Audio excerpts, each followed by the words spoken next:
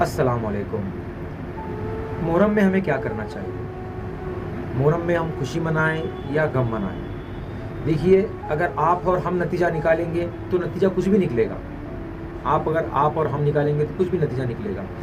ہم ان سے پوچھتے ہیں جن کے نام کا ہم کلمہ پڑھتے ہیں، جن کو ہم فالو کرتے ہیں، جن کی ہم پیروی کرتے ہیں، انہوں نے 10 محرم کے دن کیا کیا۔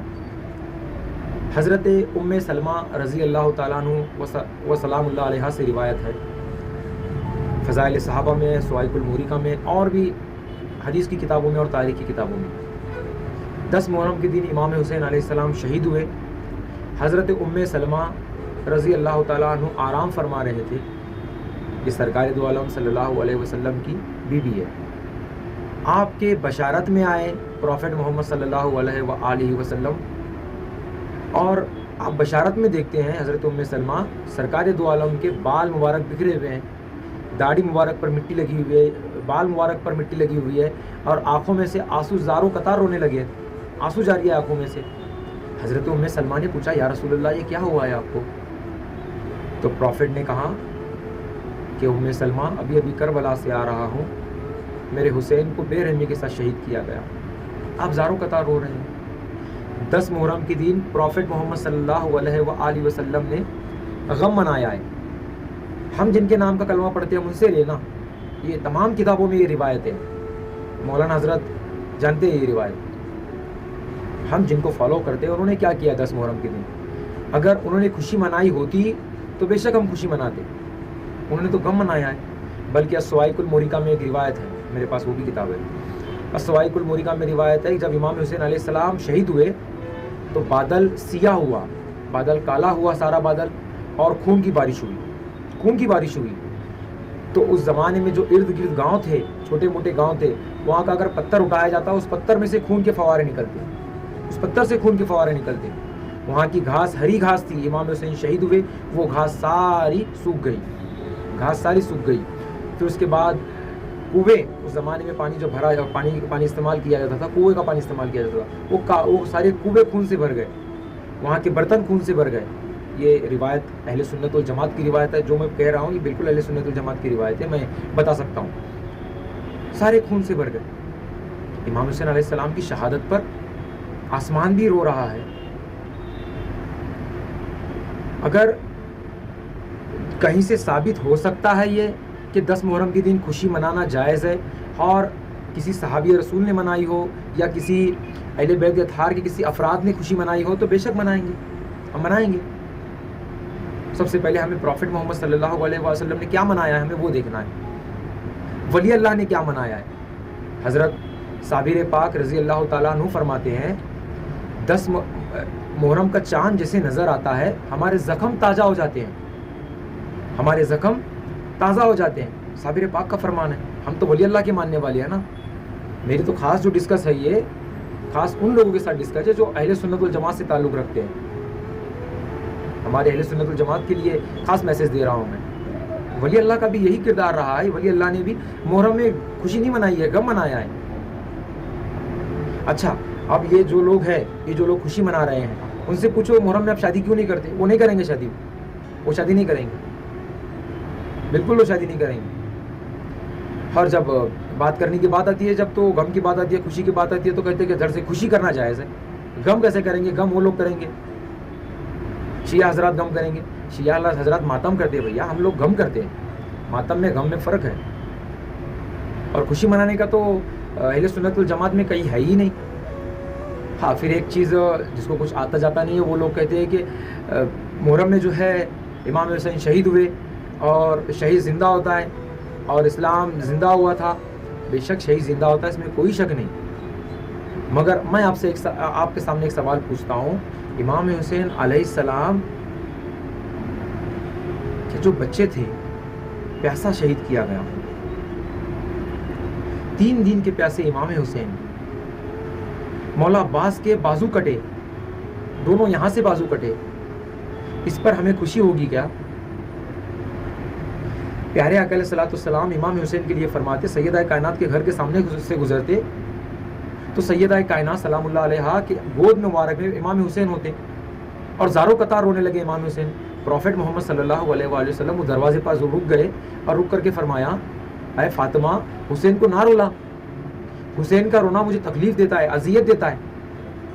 حسین کو سمجھا، حسین کو نہ رولا، مجھے تکلیف ہوتی ہے حسین کے رونے سے. امام حسین کے رونے سے پیارے علیہ الصلوۃ والسلام کو تکلیف ہوئی ہے، صرف رونے سے تکلیف نہیں دیا ہے کسی نے امام حسین کو. سرکار فرمایا ان کا رونا بھی مجھے تکلیف دیتا ہے. اور کربلا میں کیا ہوا مجھے بتائیے، کربلا میں کیا ہوا؟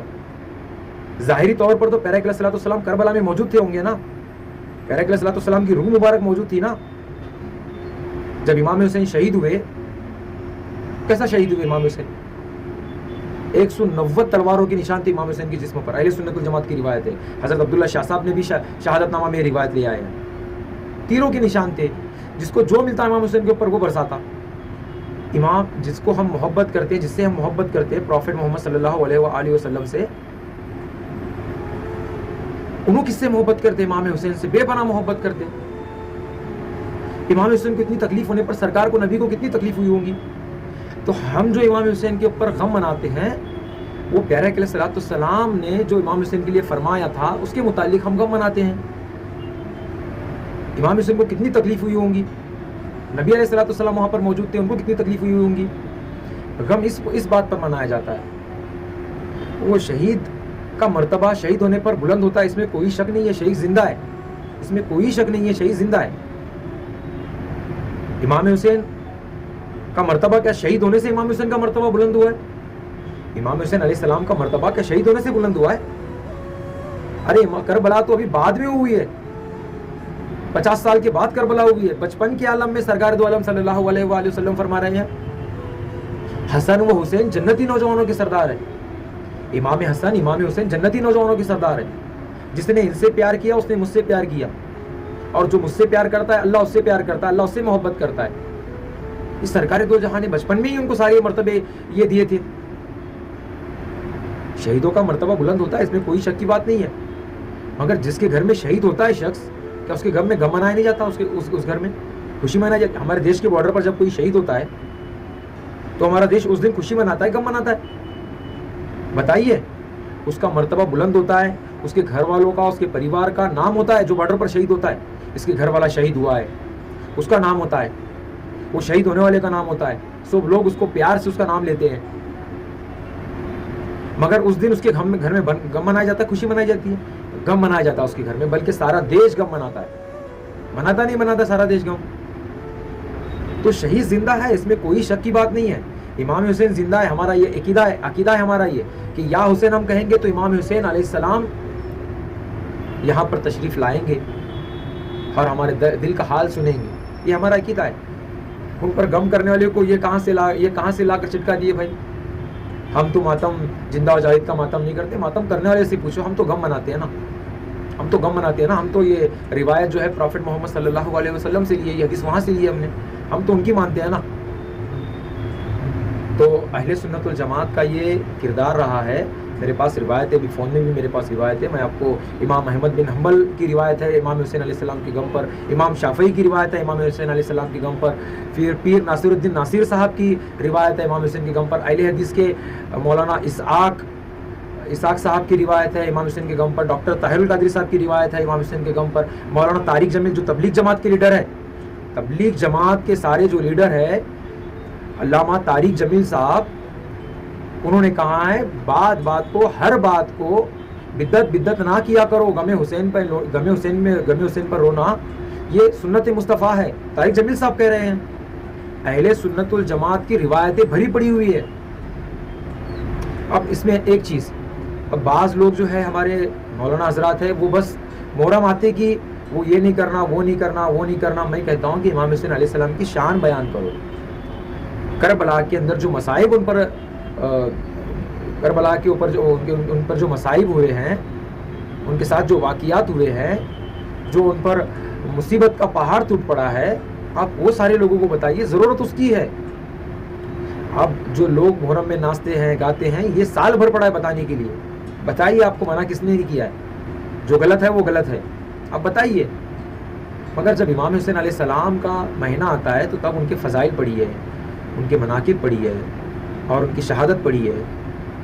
بہت بے رحمی کے ساتھ شہادت ہوئی ہے. امام حسین کے پاس کیا نہیں تھا بھائی؟ یہ تو ایک آزمائش تھی نا، ورنہ امام حسین کی مدد کے لیے تو حضرت فطروس کا واقعہ پتہ ہے کیا آپ کو؟ روضۃ الشہداء ایک کتاب ہے، 2 جلدوں میں کتاب ہے، حضرت علامہ ملا حسین و از کشفی رحمۃ اللہ علیہ کی کتاب ہے، میرے پاس وہ کتاب موجود ہے، اس میں روایت ہے جب امام حسین علیہ السلام، اس کا واقعہ میں بتاتا ہوں آپ، امام حسین علیہ السلام کے پاس فرشتے تھے مدد کرنے کے لیے، امام حسین علیہ السلام کے پاس مدد کرنے کے لیے فرشتے تھے. دیکھیے اس کے اندر ایک روایت ہے روضۃ الشہداء میں روایت تھوڑی سی طویل ہے، میں آپ کو بتاؤں گا، آپ سنیے. جب حضرت جبریل علیہ السلام امام حسین کی ولادت ہوتی ہے، مبارکباد دینے کے لیے پیارے علیہ السلام کے پاس تشریف لانے کے لیے آسمان سے آتے ہیں. دیکھتے ہیں کہ کونے میں زمین پر دیکھتے ہیں کہ حضرت فطروس جو اللہ تعالیٰ کے فرشتے ہیں، اللہ تعالیٰ کے فرشتے ہیں، اور ان کے نگرانی میں 70,000 فرشتے ان کی نگرانی میں تھے. حضرت فطروس کے 70,000 فرشتے ان کی نگرانی میں تھے، ان کے لیڈر تھے. وہ دیکھتے ہیں کہ کونے میں پڑے ہوئے حضرت جبریل آتے ہیں، دیکھتے ہیں کہ فطروس یہ کیا حال ہوا ہے آپ کا، کیا ہوا ہے یہ آپ کو؟ تو حضرت فطروس فرماتے ہیں کہ جبریل میرے ہاتھ سے ایسا ایک کام ہوا تھا، تو اللہ تعالیٰ نے میرے پر جلا دیے اور میرے بال بھی نکال دیے. تو یہ روایت موجود ہے، میں آپ کو دکھا سکتا ہوں انشاءاللہ. تو حضرت فطروس پر فرماتے ہیں کہ جبریل آپ کہاں جا رہے ہو؟ تو جبریل فرماتے ہیں کہ پروفیٹ محمد صلی اللہ علیہ وآلہ وسلم کے گھر ان کا نواسا ہوا ہے، مبارکباد دینے کے لیے جا رہا ہوں.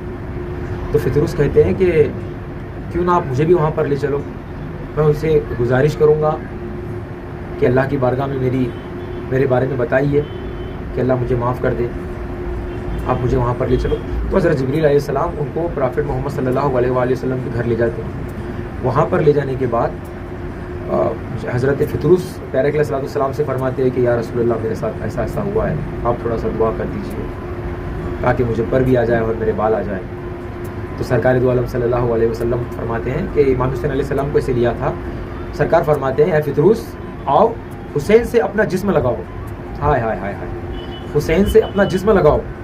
حضرت فطروس امام حسین علیہ السلام کو، امام حسین علیہ السلام کے جسم کو اپنا جسم لگاتے ہیں. جیسے ہی لگاتے ہیں پر ان کو نکل آتے ہیں، ایسے پر نکل آتے ہیں، سارے بال آ جاتے ہیں، ان کو سارے بال آ جاتے ہیں.